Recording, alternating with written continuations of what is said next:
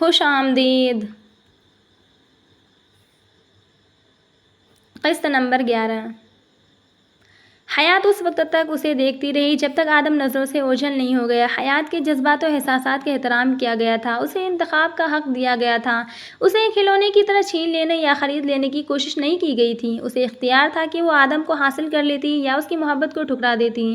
آدم کے رویے نے اس کے دل میں گھر کر لیا تھا، لیکن وہ اس کے خیالات جانے بغیر فیصلہ نہیں کر سکتی تھی۔ جیسے ہی اسے فرصت ملی وہ آدم کی تحریر پڑھنے لگی۔ آدم رقم طراز تھا۔ حیات جی، تسلیمات۔ میں آدم ہوں، مجھے زیادہ الفاظ تو نہیں آتے، لیکن مجھے محسوس ہوتا ہے کہ آپ میری وہ جنت ہیں جس کی میں تلاش میں تھا۔ پہلی نظر کی محبت کو میں مانتا نہیں، اس لیے کہ محبت کا تعلق جسم سے نہیں سوچ سے جڑا ہے۔ محبت الفاظ میں کبھی بیان نہیں ہو سکتی۔ اگر میرا جذبہ سچا ہوا تو وہ یقیناً اپنا رنگ دکھا دے گا۔ چشمے براہ آدم۔ اظہار محبت سننے والے پر کیا اثرات مرتب کرتا ہے اس کا اندازہ وہی لگا سکتا ہے جس پر بیت رہی ہو۔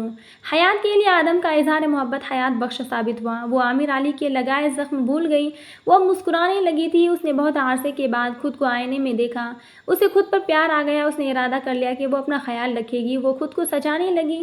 گاؤں کے صحت افزا ماحول نے حیات کی دلکشی کو 4 چاند لگا دیے۔ حیات نکھر گئی۔ اس نے جواب میں لکھا تھا، آدم جی۔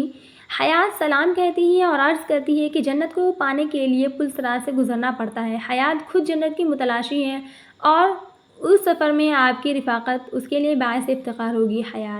حیات نے اپنے دادو کو اعتماد میں لے لیا تھا، انہیں کوئی اعتراض نہیں تھا۔ آدم کے والدین اس کی خوشی میں خوش تھے۔ نکاح کی تقریب گاؤں میں ہی منعقد کی گئی اور حیات اور آدم ہم سفر بن گئے۔ ان کے سفر کی پہلی رات ہی پل صراط ثابت ہوئی۔ آدم حیات سے مخاطب تھا جو سر جھکائے سہانے سپنوں میں کھوئی ہوئی تھی۔ حیات، میں ہمارے رشتے کی بنیاد سچ پر رکھنا چاہتا ہوں۔ میری بات سن رہی ہو نا؟ جی۔ حیات، میں تمہیں اندھیرے میں نہیں رکھنا چاہتا۔ چند برس پہلے میرے ایک لڑکی کے ساتھ تعلقات تھے، ہم شادی کرنا چاہتے تھے لیکن اس نے مجھے دھوکہ دیا اور اچانک کسی اور کی خاطر مجھے ٹھکرا دیا۔ ہم بہت قریب تھے حیات، لیکن اس کے بعد میں ہمیشہ ایسے معاملات سے دور رہا ہوں۔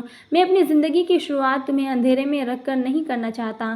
وہ لڑکی اب میری زندگی میں نہیں، نہ ہی کبھی آئے گی۔ میں نے اس کی یادیں بھی اپنے ذہن سے کھرچا ہیں۔ اب میں صرف اور صرف تمہارا بن کر جینا چاہتا ہوں۔ حیات، صرف تمہارا بن کر۔ آدم جذبات کی شدت سے خاموش ہو گیا۔ دوستوں، آج کے لیے اتنا ہی، پھر ملتے ہیں اگلی قسط کے ساتھ نیکسٹ ویڈیو میں۔ اپنا خیال رکھیں۔ اگر آپ کو ہماری ویڈیو اچھی لگی تو لائک کریں، کمنٹ کریں، چینل کو سبسکرائب بھی کریں، اور اگر آپ فیس بک پر دیکھ رہے ہیں تو پیج کو فالو کریں، دوستوں کے ساتھ بھی شیئر کریں۔ مزید آپ کو بتا دیں کہ ہمارا ایک دوسرا چینل بھی ہے آل اسٹوریز کے نام سے، جس کا لنک ڈسکرپشن میں مل جائے گا۔